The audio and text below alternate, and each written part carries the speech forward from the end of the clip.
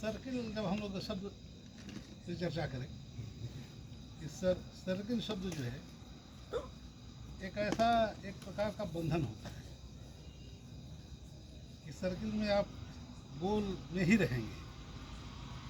अब आप विवेकानंद से जोड़ सकते हैं कि सर्किल है तो शून्य भी है, शून्य है तो शून्य किसकी शून्यता? शून्यता चेतना की शून्यता। तो शून्यता का मतलब क्या होता है?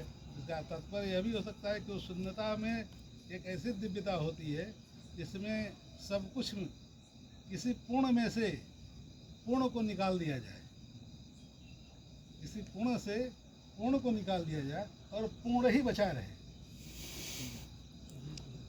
ऐसी शून्यता। मैं ये सोचता हूँ कि विवेकानंद जी को स्मरण करने का और अखिल भारतीय विद्यार्थी परिषद से क्या संबंध है? जब अखिल भारतीय विद्यार्थी परिषद का जब उद्घोष जो घोष वाक्य है ज्ञानशील एकता, जब इस पे चिंतन हम लोग करते हैं तो वह ज्ञानशील और एकता अगर कहीं पूरे भारतीय चेतना में दिखाई देती एक साथ तो स्वामी विवेकानंद में दिखाई देती। ज्ञान हो लेकिन ज्ञान के बाद शील न हो, और वह शील जो एकत्व में पैदा करे। तो ऐसे न ज्ञान का कोई अर्थ है, न उस शील का अर्थ है, न उस एकता का अर्थ है। एकता तो कई जानवरों में होता है। क्योंकि रिकॉर्डिंग हो रही इसलिए मैं बहुत कुछ नहीं कहूँगा। नहीं चलने दीजिए, मुझे कोई आपत्ति नहीं है, लेकिन कई ऐसे उदाहरण होते हैं जो आदमी नहीं दे पाता है। जैसे कि आप एक मोहल्ले के कुत्ते जो होते हैं दूसरे मोहल्ले में जाते हैं तब उन पर अटैक होता है। दूसरे मोहल्ले के कुत्ते जो है तो वह मैं कह रहा हूँ कि वह इस प्रकार का जो क्षेत्रवाद होता है, जानवरों में भी क्षेत्रवाद है, मनुष्य की बात मैं नहीं कर रहा हूँ।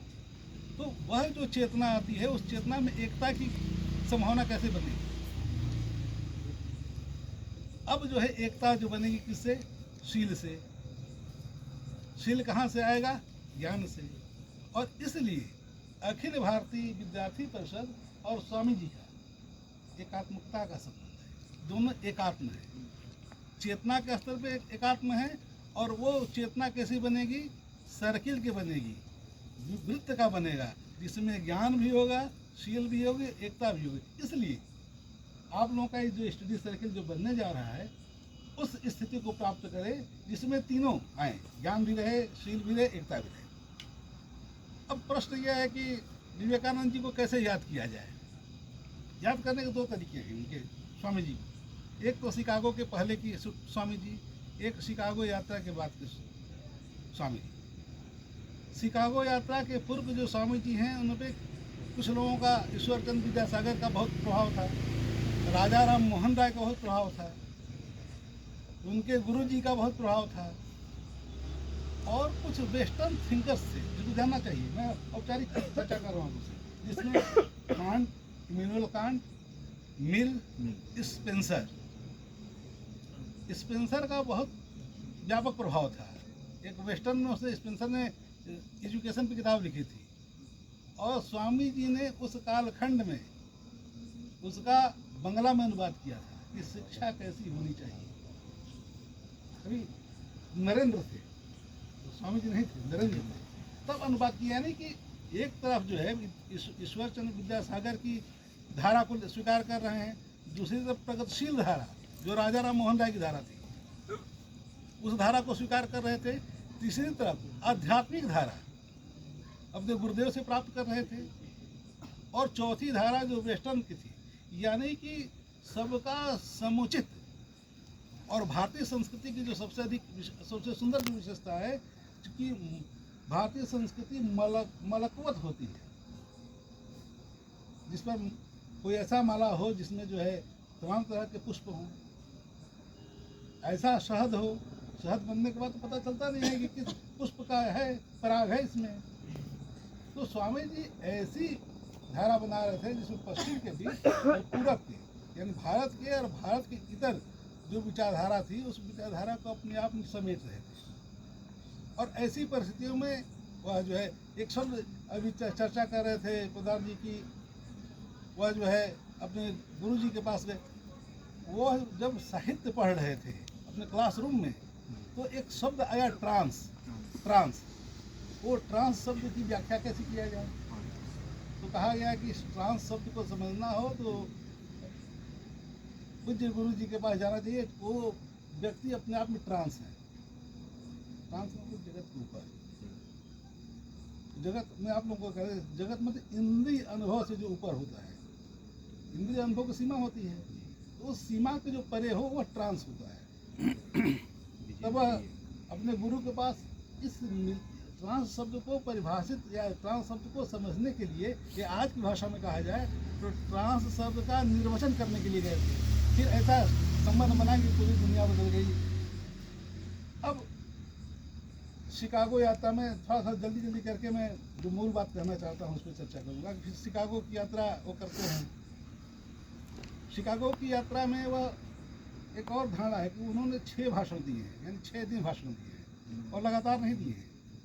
जो पहला भाषण था उस भाषण में 500 से कम शब्द थे, जिसमें खूब तालियां बजी थी।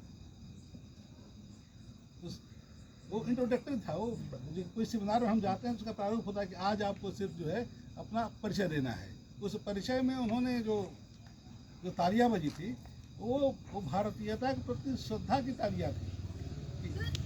जिस प्रकार से उद्बोधन 500 से कम शब्दों में किया, वह जो है कि भारतीयता के प्रति सच्ची श्रद्धा थी।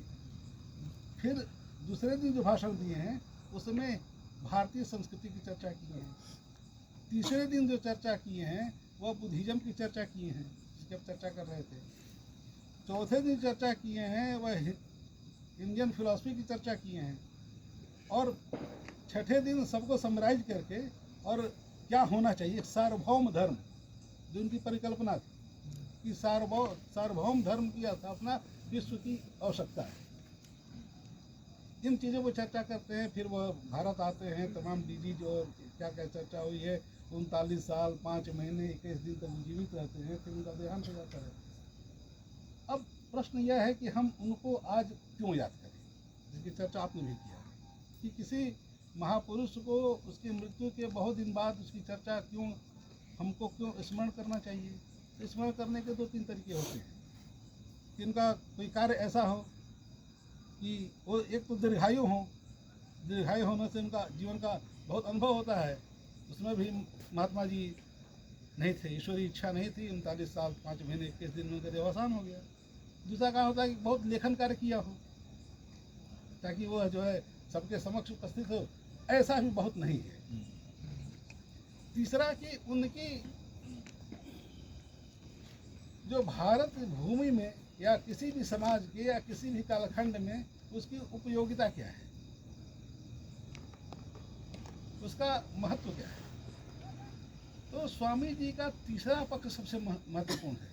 तो उसका महत्व भारत के आज़ादी के आंदोलन में और आज़ादी के आंदोलन के बाद, मैं धर्म साहित्य की बात नहीं करने जा रहा हूँ कि वास्तव में उस समय की डिमांड क्या थी।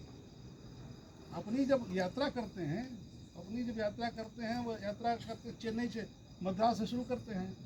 मद्रास से जब यात्रा शुरू किए तो 20 दिन जो है जमशेद रतन टाटा उनके साथ थे। वो जापान में उतर गए। अब उस यात्रा में 20 दिन के प्रवास में जो उनकी चर्चा हुई, उस चर्चा के उपरांत जब जमशेद रतन टाटा आए तो मुंबई में उनके स्वामी जी ने कहा था एक काम करने के लिए। वो काम किए। मृत्यु के बाद वो काम हुआ। इंडियन इंस्टीट्यूट ऑफ साइंस जो बेंगलोर में खुला हुआ था, वह स्वामी जी की देन थी। जो आज भारत की सबसे लब्ध प्रतिष्ठित संस्था है, वो स्वामी जी के योगदान से वो खुला। दूसरी जो महत्वपूर्ण बात थी कि जब वह वहाँ गए तो अपनी यात्रा में ऑक्सफोर्ड में जब आए, अब अमेरिका में थे तो टेस्ला से मिले, निकोलस टेस्ला से। इसकी टेस्ला से मिले, उसकी क्या समस्या है अभी बाद में चर्चा की। तीसरी मुलाकात मैक्स मूलर से होती है ऑक्सफोर्ड में। और इस तरह बहुत लोगों से उनकी मुलाकात है। इस मुलाकात के निहितार्थ क्या थे? यानी कि विवेकानंद जी क्या अपने सिर्फ जो है कषाय जो वस्त्र धारण करके भारतीय धर्म का प्रचार कर रहे थे क्या? नहीं। वो भारतीय दर्शन का प्रचार कर रहे थे? बिल्कुल नहीं। वह जो है प्रचार किसका कर रहे थे? तो वह उस युगीन की जो समस्या थी, वह कि धर्म के साथ विज्ञान की का तालमेल कैसे हो। मूल समस्या यह थी उस युग की कि जिस तरह से औद्योगिक क्रांति हो रही थी एक तरफ, और दूसरी तरफ आध्यात्मिक क्रांति अन्य कई देशों में हो रही थी। पूरी जो ज्ञान परंपरा है, ऐसा एक भारतीय ज्ञान परंपरा है, दूसरे प्रकार की ज्ञान परंपरा थी जो मिडिल ईस्ट से उठ रही थी, या मिडिल ईस्ट से उठ चुकी थी। एक ज्ञान परंपरा उधर की थी, एक ज्ञान परंपरा को तीसरे ढंग से विवेचित करने का प्रयास किया जा रहा था, वह ज्ञान परंपरा को विज्ञान की दृष्टि से। अब जो है हमारी आध्यात्मिक चेतना जो थी वो विज्ञान की चेतना हो जा रही थी। यानी कि जो विज्ञान की चेतना होगी, विज्ञान के जो उपभोक्तावादी संस्कृति का जो निर्माण होने जा रहा था, उसका ज्ञान जो है विवेकानंद जी पूर्व में कर रहे थे। आने वाले दिनों में जो विज्ञान जो है धर्म का और अध्यात्म को आच्छादित कर लेगा, तब समाज का कैसा समाज बनेगा? वह समाज होगा शुद्ध रूप से उपभोक्तावादी होगा, वस्तु केंद्रित होगा, और ऐसा समाज बनेगा कि वस्तु केंद्रता के हमारे मूल्य, सारे मूल्य जो हैं आर्थिक हो जाएंगे और हमारा आध्यात्मिक मूल्य सब नष्ट हो जाएंगे। क्यों? दुनिया के भारत में औद्योगिक क्रांति नहीं थी, जो कुछ अंग्रेज कुछ लगाए थे उद्योग वही थे, लेकिन फिर भी जब वो इंग्लैंड और अमेरिका की यात्रा जब करते हैं तो उसमें इनकी बात समझ में आती है कि, तो मेरा ये कहना है कि हम विवेकानंद जी को सिर्फ धार्मिक रूप से या दार्शनिक के रूप में या एक ऐसे विचारक के रूप में जो कषाय वेश को धारण करके पूरी दुनिया को आध्यात्मिक चेतना के लिए हम लोग याद करते हैं, इस मन स्थिति से हमको उबरना होगा। विवेकानंद जी सिर्फ यही काम नहीं कर रहे थे। आज जो समस्या आई है, आज की पूरी समस्या सिर्फ दो, अगर थोड़ी सी हल्की भाषा में कहा जाए तो दो विभाग मतलब दो सब्जेक्ट की देन है। एक जो है विज्ञान, समाज रूप से कहा जाए कि विज्ञान, और दूसरा मैनेजमेंट। दो विभाग ऐसे हैं, एक ने क्या किया कि आवश्यकता से अधिक सामान पैदा किया,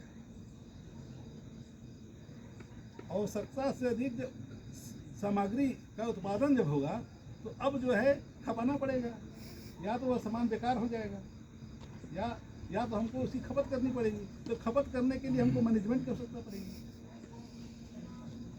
अब जब मैनेजमेंट जब आया तो मनुष्य क्या हुआ?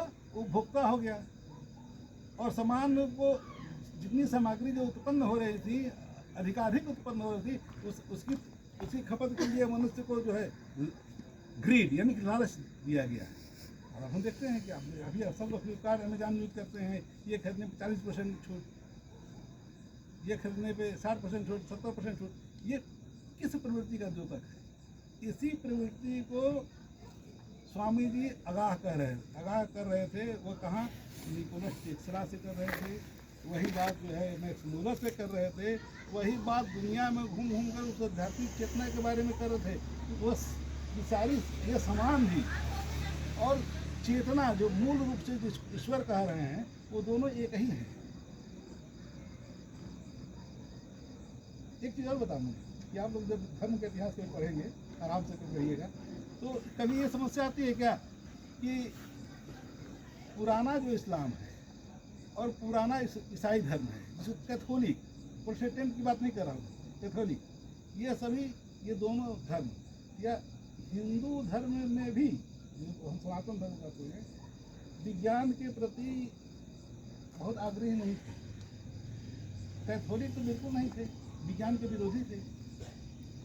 इस्लाम धर्म में भी विज्ञान का समर्थन नहीं किया गया है। जब ईसाई धर्म में प्रोटेस्टेंट जब आते हैं, जब प्रोटेस्ट करते हैं, तो एक नई प्रकार की विज्ञान की धारा निकलती है। डार्विन की थ्योरी पढ़िए।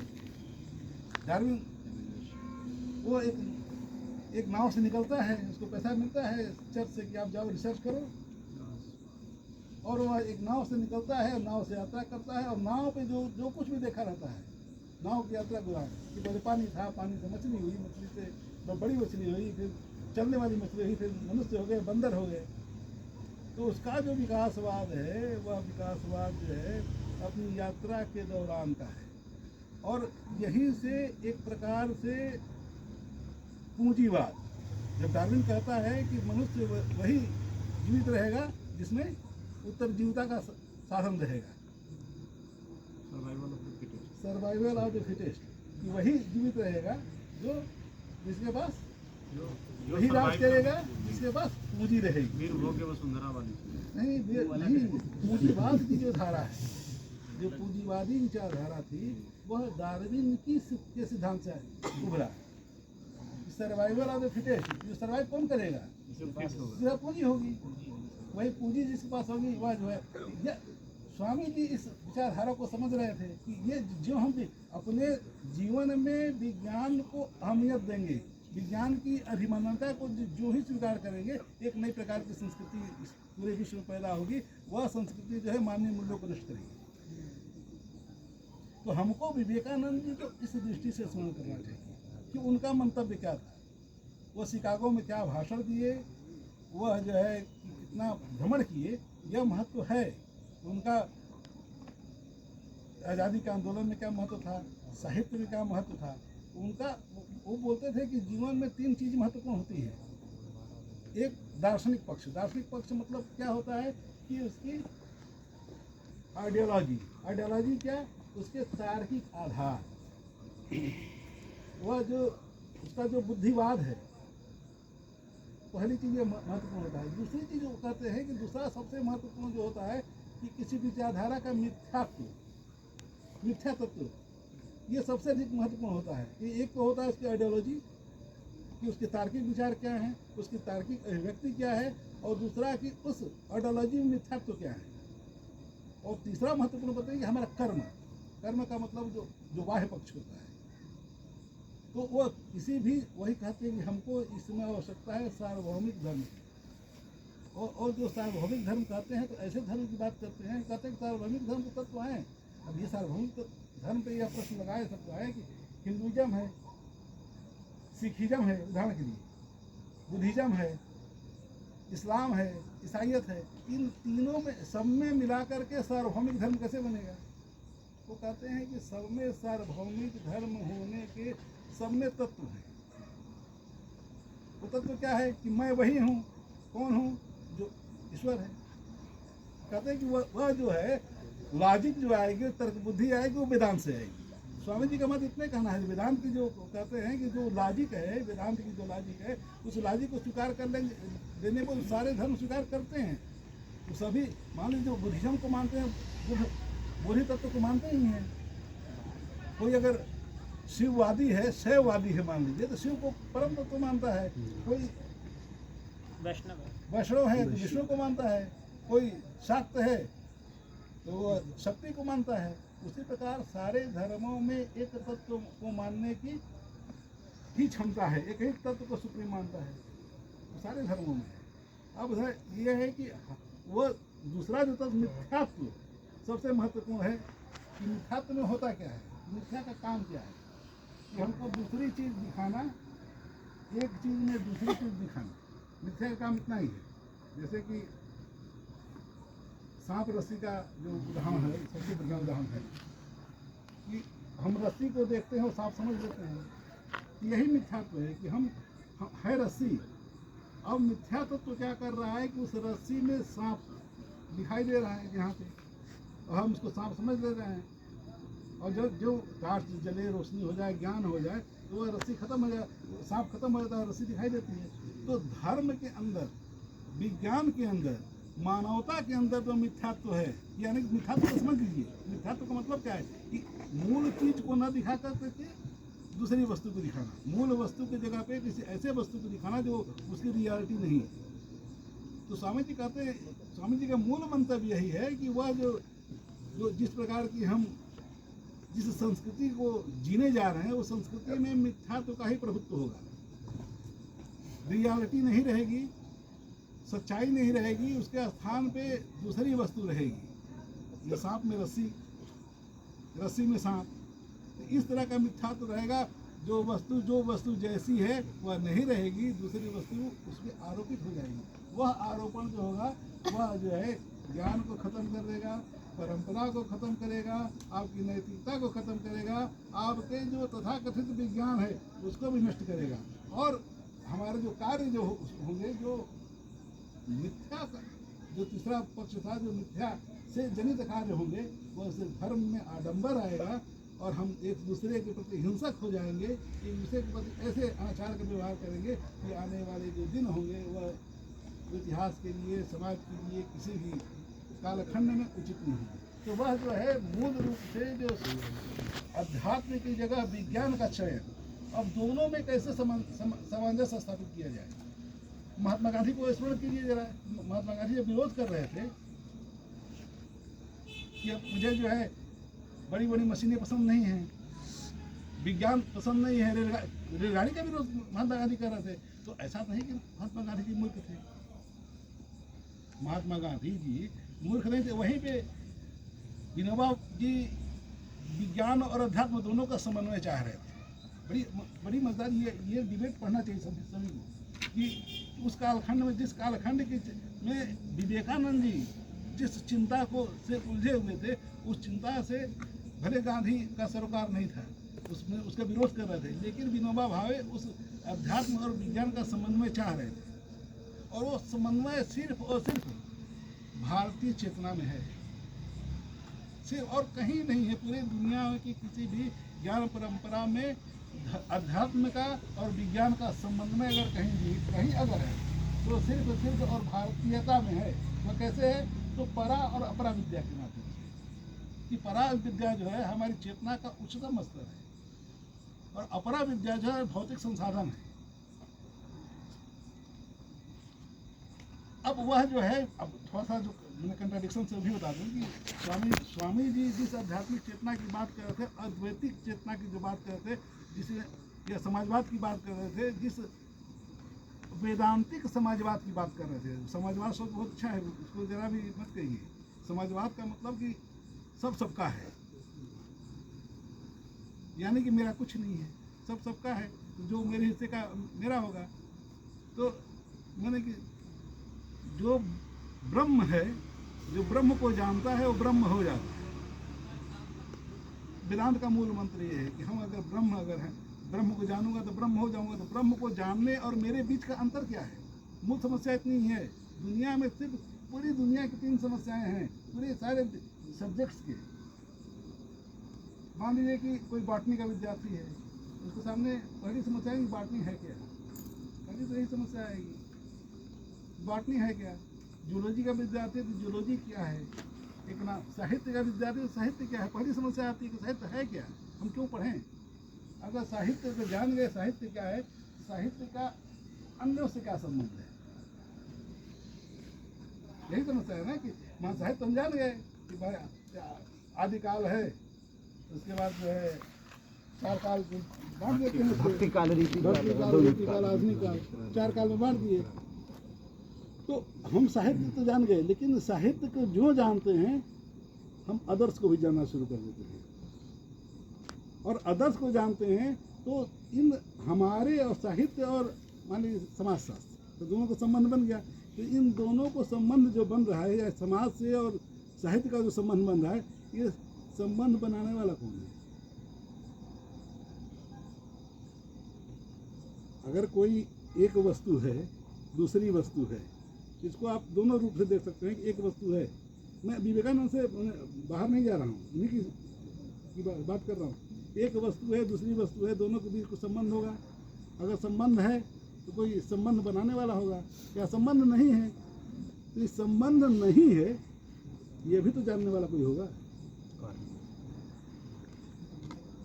अगर जानने वाला है कि संबंध है तो इन संबंधों से उसका कोई संबंध है कि नहीं है।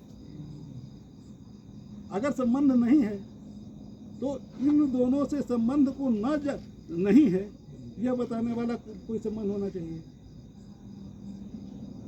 अब थोड़ा सा मैं फिलॉसफी को जा रहा था तो मूल समस्या है क्या? ये पूरी अध्यात्म की समस्या यही है कि मैं कौन हूँ यह जानना, जगत क्या है यह जानना, और मेरे और जगत के अलावा तीसरा है कि नहीं है यह जानना। ये आध्यात्मिक समस्या है। भौतिक समस्या क्या है, जो विज्ञान की समस्या क्या है कि यह जो वस्तु है ये उपयोगी है कि नहीं है। उपयोगी है तो एक समाज के लिए है कि बहु समाज के लिए है। बहु समाज के लिए, अगर बहु समाज के लिए है तो इसका मिथ्यारोप कैसे किया जाए कि हम पे जो ये मेरे लिए ये सूट आपके लिए बना है, ये मोटरसाइकिल स्प्लेंडर आपके लिए बनी है, यह जो है 650 बुलेट इनफील्ड आई है, ये युवाओं के लिए है। यानी कि जो वैरायटी आ रही है समाज में, जिस प्रकार की विभिन्नता आ रही है, ये विज्ञान द्वारा, तो विज्ञान और अध्यात्म में जब तक समन्वय नहीं होगा, इसको विवेकानंद भी चाह रहे थे और गांधी भी चाह रहे थे। गांधी जब कह रहे हैं, और यही काम जो है बाद में अंबेडकर जी ने भी किया है। अब अंबेडकर जी भी जब कह रहे थे कि संस्कृत को राष्ट्रभाषा होनी चाहिए इस देश की, तो वो क्या कर रहे थे? वो अतीत से वर्तमान को जोड़ना चाह रहे थे कि अतीत की जो हमारी गौरवशाली परंपरा है और पूरी की जो पूरी परंपरा है, उस परंपरा को ऐसा कौन सा फेविकोल है जिससे जोड़ा जाए। बीच में बुराई भी है, एक प्रकार का छुआछूत भी है, एक प्रकार का एक मनुष्य का दूसरे मनुष्य से वैर भाव भी है। तो ऐसा कौन सा फेविकोल लिया जाए जिसमें सारी की सारी परंपरा जुड़ जाए। वह परंपरा थी, वह भाषा थी, वो भाषा संस्कृत थी।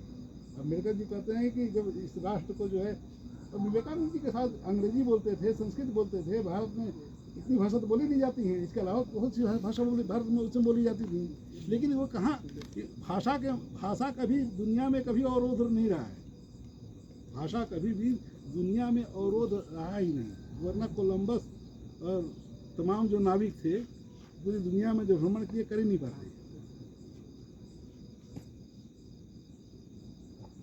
वो विषयांतर में नहीं करना चाहता, लेकिन जो मैं ये सिर्फ मात्र मैं इतना कहना चाहता हूँ कि स्वामी विवेकानंद जी को आज 2025 में क्यों स्मरण किया जाए।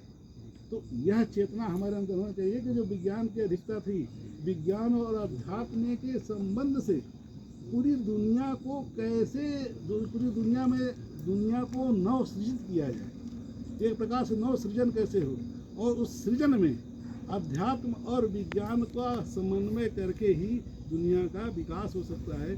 दुनिया में आध्यात्मिक चेतना विकसित हो सकती है। दुनिया का में खुशहाल की जो स्थिति है, जो मेथोडोलॉजी है, वो मेथोडोलॉजी विज्ञान और अध्यात्म की दोनों के सामंजस्यकारी समन्वय से होगी। धन्यवाद।